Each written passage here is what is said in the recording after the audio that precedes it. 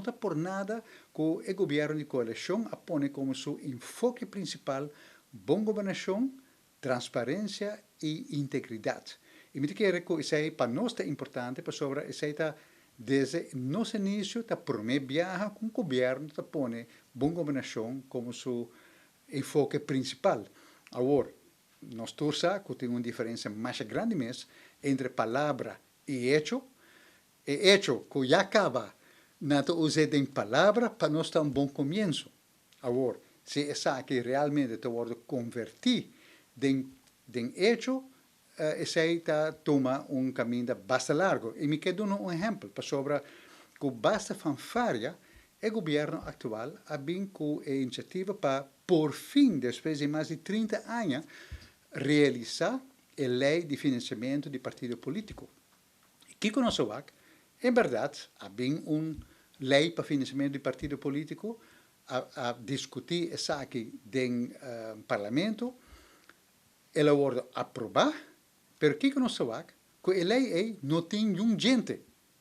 Para que não? Para sobre não pone que o controle de finanças do partido político cai para a responsabilidade do Conselho Eleitoral.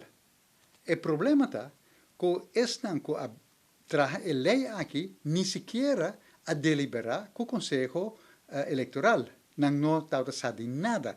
Ribaje, Conselho Eleitoral não tem nenhum secretariado, não tem finanças para fazer o controle, que não apone tarefa de escote do Conselho Eleitoral, mientras o Conselho Eleitoral não tem nenhum placa, nenhum instrumento para executar o mandamento de lei aqui. Com outra palavra, o partido não persegue mesmo que antes, na onda não se acaba com não está ganhando placa de mundo baixo, me quero que nos turta corda quase $50.000 de parte de Roberto Rincón para o líder do partido AFP, e me asseguro que essa aqui toma lugar em nível mais amplo.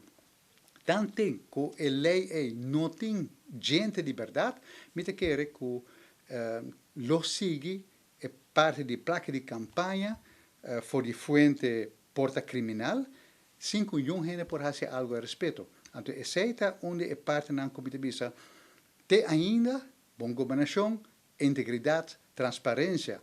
Está queda na palavra, pero em sua efetividade nada não passa ainda.